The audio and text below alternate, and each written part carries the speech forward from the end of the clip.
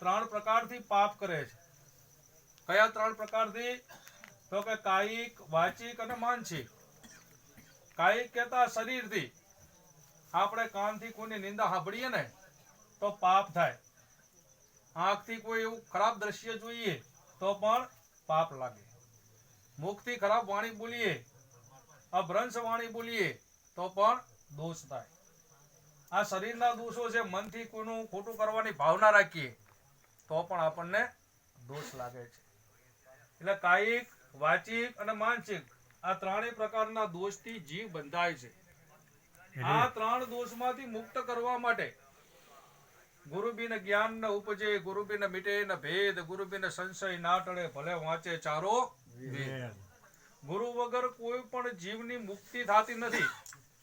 હમણાં જ આ બાપજીએ પૂછારામ બાપુએ વાત કરી કે રામચંદ્ર ભગવાનના ગુરુ વશિષ્ઠ મહારાજ હતા.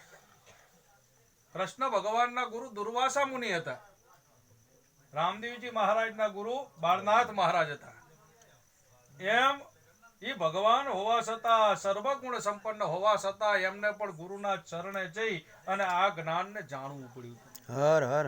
આ જ્ઞાન કોઈ જેવી તેવી વસ્તુ નથી.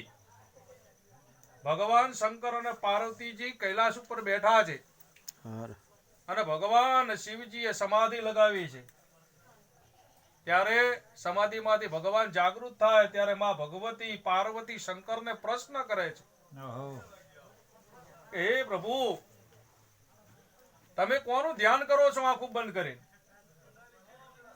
તમે તો દેવાદિ દેવ છો, બ્રહ્મા વિષ્ણુ 33 કરોડ દેવતાઓને ઉત્પન્ન કરવા વાળા. તમારે કોનું ધ્યાન કરવાનું હોય? તમારાથી કોઈ મોટો દેવ છે? આવો પ્રશ્ન માં ભગવતીએ કર્યો છે.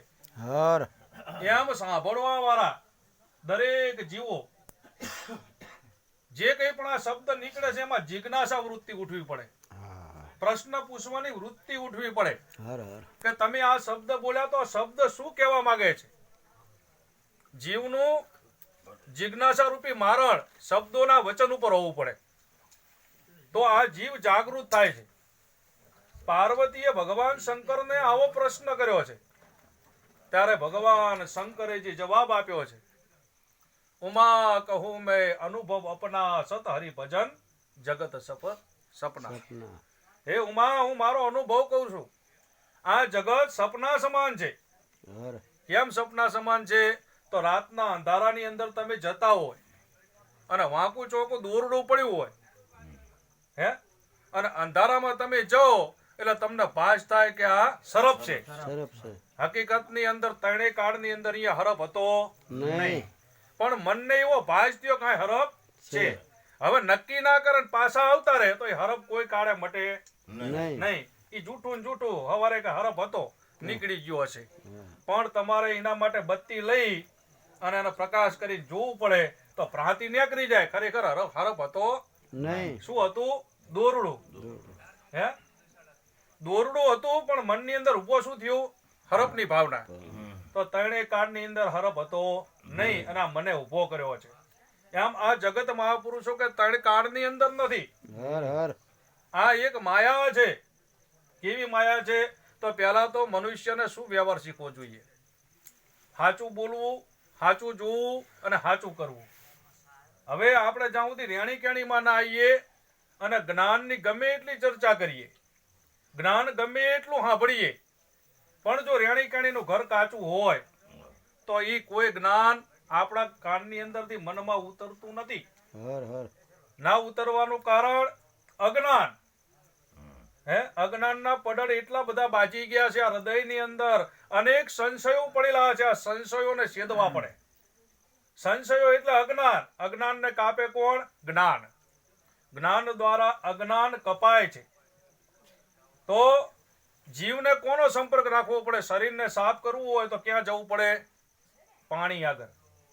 પાણી આગળ જવું તો શરીર સાફ થાય. એમ જીવને ક્યાં જવું પડે? તો કે મહાપુરુષોનો સત્સંગ. અત્યારે હાલ આપણને આ વાણીનો જે લાભ મળે છે, આ સત્સંગ રૂપી શબ્દથી આ મન સ્નાન કરે અને વિચારોની અંદર આવે અને એવી રેણી કેણી બનાવે તો એનું હાચું મોતી થાય છે. એ પોતે સતની અંદર જાય છે. તો પરમાત્મા પહેલા તો આપણે આપણી રેણી કેણીની અંદર આવીએ, સાચું બોલવું, સાચું જોવું ને સાચું કરવું. સાચું બોલવાનો શું ગુણ છે, તો એનું એક દ્રષ્ટાંત હું તમને આપું છું, એને તમે બરાબર સમજજો. એક ગામની અંદર એક ચોર રહેતો હતો.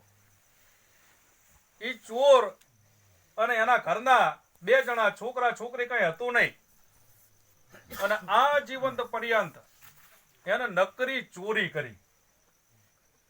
કરીને ઘણો સમય થયો, ઘણું બધું પાપાચાર વૃત્તિ કરી, અને પછી એના મનને એમ થયું કે મેં ઘણું બધું પાપ કરી નાખ્યું છે, હવે લાય હું પરમાત્માના શરણે જાઉં.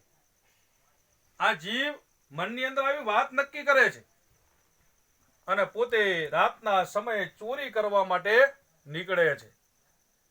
અને જ્યારે આ ચોર ચોરી કરવા નીકળ્યો ત્યારે રસ્તામાં જંગલ આવે છે, અને જંગલની અંદર એક મહાન પુરુષ બેઠા હોય છે. આ ચોરે મહાપુરુષને જોયા એટલે એના આત્માને એમ થયું કે લાઈને મહાપુરુષને પગે તો લાગુ, કોઈ દિવસ લાગ્યો નથી.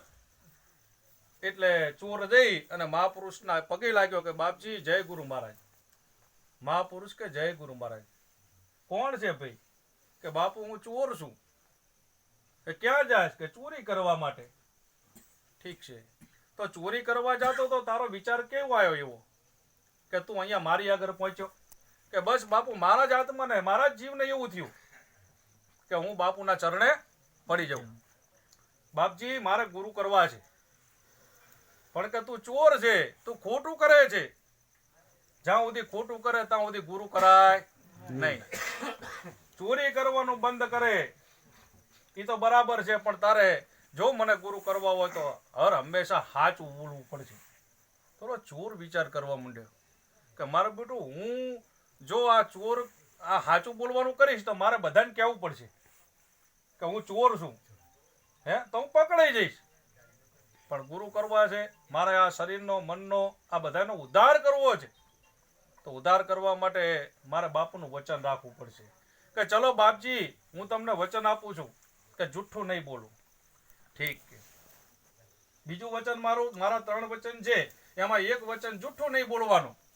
બીજું વચન બાપજી, તો કે બીજું વચન એવું છે મારું કે જૂઠું તો નહીં બોલવાનું, પણ હાથીની અને હોનાની અંબાડી ઉપર કોઈ દિવસ નહીં બેહવાનું. એટલે ચોર એવો વિચાર કરવા માંડ્યો કે હું તો ચોર છું, હું ચોરી કરું, મને કોણ હાથીની અંબાડી ઉપર ને હોનાની અંબાડી ઉપર બેસાડવાનું છે? ચોર કે બાપુ જાઉં ને એ તો હાવ હેલી વાત છે, હાથીની અને હોનાની અંબાડી ઉપર હું કોઈ દિવસ બેસીશ નહીં. ઠીક છે કે તારે ત્રીજું વચન એવું છે કે ખીચકોલીની પોંછડીમાં કોઈ દી પાણી પીવાનું નહીં. બોલો ચોર કે ખીચકોલીની પોંછડીમાં કોઈ દી પાણી પીવાનું વળી આવતું હશે? જાઉં ને બાપુ એ હું હા પાડું છું કે 3 વચન હા પાડી અને ગુરુ મહારાજને પગે લાગી આજ્ઞા લઈ અને ઘરે ગયો. ઘરે જઈ અને એના ઘરનાને વાત બતાવી કે આજે હું ચોરી કરવા જતો હતો અને રસ્તામાં મને મહાપુરુષ મળ્યા, એમના શરણે ગયો. મેં એમને બાપજીને કીધું કે બસ હવે મેં ઘણી બધી ચોરીએ કરી છે, પાપાચાર વૃત્તિએ કરી છે, પણ બાપુ હવે મારે ગુરુ કરવા છે, કે ગુરુ કરવા હોય તો 3 વચન લેવા પડે. મેં 3 વચન લીધા છે એમની આગળ. એટલે એમની પત્ની કે કયા કે એક તો જૂઠું નહીં બોલવાનું. એમની પત્ની કે આવું વચન લેવાય? આપણે જૂઠું બોલ્યા વગર રહી શકવી? આપણે કરવાનું ખોટું ઘડીએ આવું વચન લેવાય નહીં. આપણે ભૂખે મરી જાશું, આપણો કોઈ મેર આવશે નહીં. ના પણ કે વચન બાપુને આપ્યું એટલે વચનમાં કઈ મારે ખોટું બોલાય નહીં. જે છે હું તને કહી દઉં છું. બીજું બાપુએ એવું કીધું ખૂણાની હાથીની અંબાડી ઉપર નહીં બેહવાનું. એ તો કે આપણે ભાગમાં આવવાનું નથી, એમાં તો કોઈ વાંધો છે નહીં. અને ત્રીજું કીધું ખીચકોલીના પોંછડાનું પાણી નહીં પીવાનું, એમાંય કોઈ વાંધો નથી, એ આપણે બનવાનું નથી. કે ઠીક છે તારે હશે, હવે વચન લીધું છે બરાબર છે. કે ચોર છે એ બીજા દિવસે પાછો રાતનો સમય થયો એટલે ચોરી કરવા માટે નીકળ્યો. ચોરી કરવા જતો હતો અને એક રાજમહેલના દરવાજા ઉપર ઘણા બધા સૈનિકો ઉભા હતા અને રાજમહેલમાં પ્રવેશ કર્યો. એટલે સૈનિકોએ રોક્યો કે એ ઉભો રે, કોણ છે, ક્યાં જાય છે? કે એટલે ઓલો ગુરુ મહારાજનું વચન હતું કે જૂઠું નહીં બોલવાનું. એટલે હીરો બોલ્યો કે હું ચોરી કરવા જાઉં છું, હું ચોર છું, સાચું બોલ્યો. એટલે ઓલા સૈનિકો વિચાર કરવા માંડ્યા કે આ ગાંડા જેવો છે, આને મગજ નથી, ને કોઈ ચોર એવું કે હું ચોરી કરવા જાઉં છું. જાઓ તો કે ભલે જાતો હોય તો ઓલો સાચું બોલો ને એટલે એને છૂટી મળી. આ પરમાત્માની હેતુકી કૃપા જુઓ, હેતુ વગરની કૃપા.